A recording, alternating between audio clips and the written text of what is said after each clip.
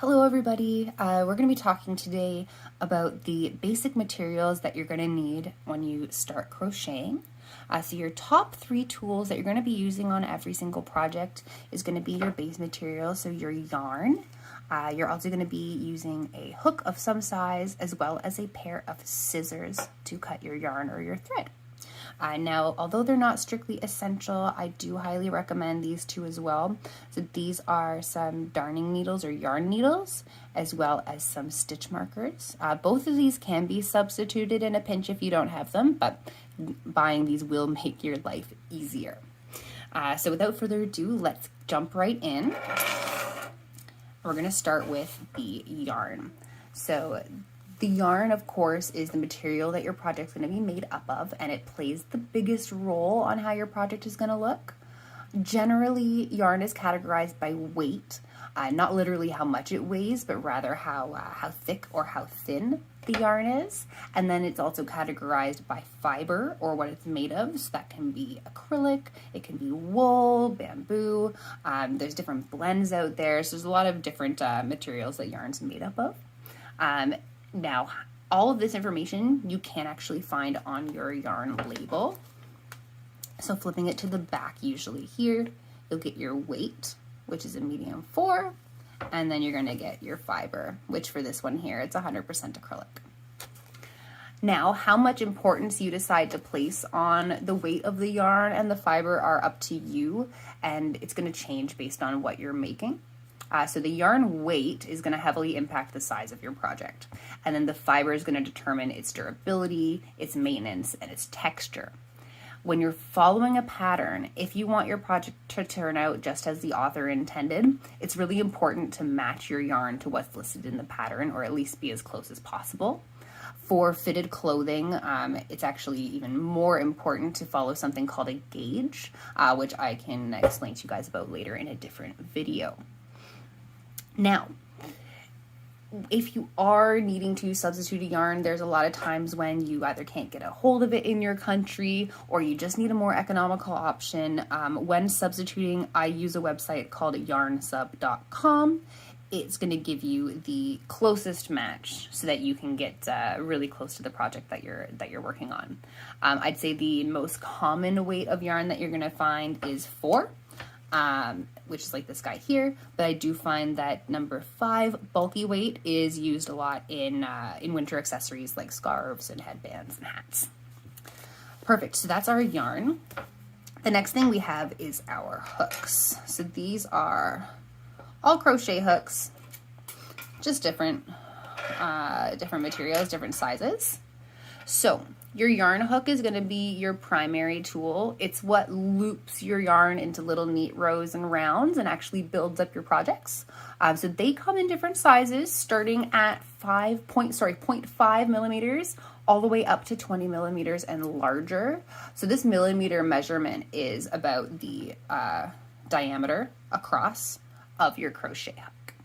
I'd say most projects that you're going to come across are going to fall within a hook size of about 2 millimeters to 8 millimeters. You've got the extreme sizes on either end of the spectrum for specifically very large projects like novelty jumbo yarn, or working on super small, very highly detailed, kind of more delicate projects. Hooks can also be listed by letter size.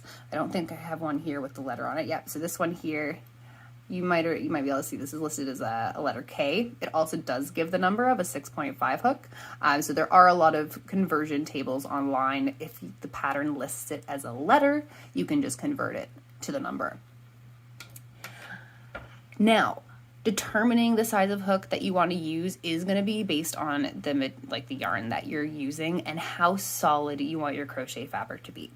So the larger the hook that you're using, the larger the holes, and the more flow and drape your fabric is going to have. A smaller hook means less space between your stitches and a stiffer overall fabric. I mean, there is going to be a lower limit as to how small that you can go. So this is a 1.5 hook, and it physically can't grab the whole piece of yarn. So it would split it in half. So obviously you can't go too small. You're going to want to go based on either what your pattern suggests, and you can kind of go up and down from there depending on kind of what you're wanting the overall look to be after that. Now, in terms of what kind of hooks you want to use, so this one here is a metal hook. This is purely plastic, and this is considered an ergonomic hook. I do highly recommend getting the ergonomic hooks. These are cheap ones, but you're going to be holding this for hours on end, and it does make a big difference. Second place goes to the plastic hooks for me, and third place goes to these simply because the raised edging denoting the name can rub against the inside of my finger, and it can be painful. So I highly recommend, even if they're the cheap ones, getting some kind of ergonomic hooks. All right, next on our essential list is scissors. Nothing really special here. Any kind of scissors are due. They are essential because you do have to cut your yarn somehow when you finish off, or if you're changing colors. I like having small scissors simply because they're less cumbersome, but if kitchen shears is all that you have, then those are definitely going to work for you. All right, next we have our non-essential yarn and darning needles. I love this little handy case that came with my needles because these do tend to get lost. So there is an argument to be made, and I've done it myself, is if you don't have a needle, you can just use a crochet hook. That's possible, but it's going to make your life a lot easier if you have these guys here. So these do come in typically at the very end of your projects. You're going to be tucking away any loose yarn stragglers at the backs or at the ends. As well, you're going to join pieces together, or say you're making a stuffed animal, attaching the arms and the heads, etc. I find it very important to have various sizes of these, because not only do you need your yarn to be able to fit through, fit through the eye of the needle, you also need it to be able to go through the fabric that you're creating. So if you're using a very small hook and creating a very tight fabric, that's great that your yarn can fit through this needle, but this needle can't fit through your fabric. So it's if you're going to be using a lot of different weights in your work, I'd highly recommend getting a couple different sizes of your darning needles. Now, in terms of the material, plastic, metal, for me, it doesn't really matter. They both work. I do kind of prefer the metal ones simply because in terms of texture, they slip through the fabric a little bit easier. With these, there's like a little bit of a seam on the sides from when the plastic was molded, and so sometimes that can catch onto the fabric depending on what yarn I'm using. All right, so then last but not least, we have stitch markers. So these are invaluable when you're working in the round, because working in the round, you do have to do a lot of counting to make sure your stitch counts are correct. This will help keep your place.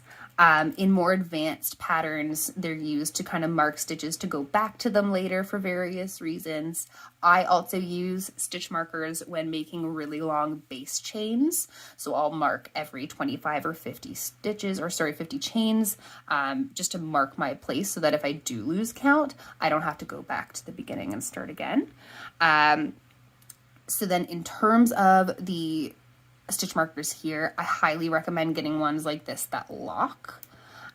These ones are out there as well. I've had a lot of problems with these. They don't lock, and when you're working on your project, if it's moving too much, I've had these slip out without me noticing, and then I've lost my place. So I highly recommend getting ones that do lock.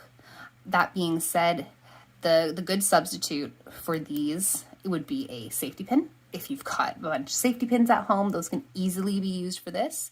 I have also used a scrap piece of yarn to kind of just pull through, make a quick knot to mark my place. That is the lazy way of doing it when I'm too lazy to go upstairs and get my stitch markers, but it's a little bit more precarious.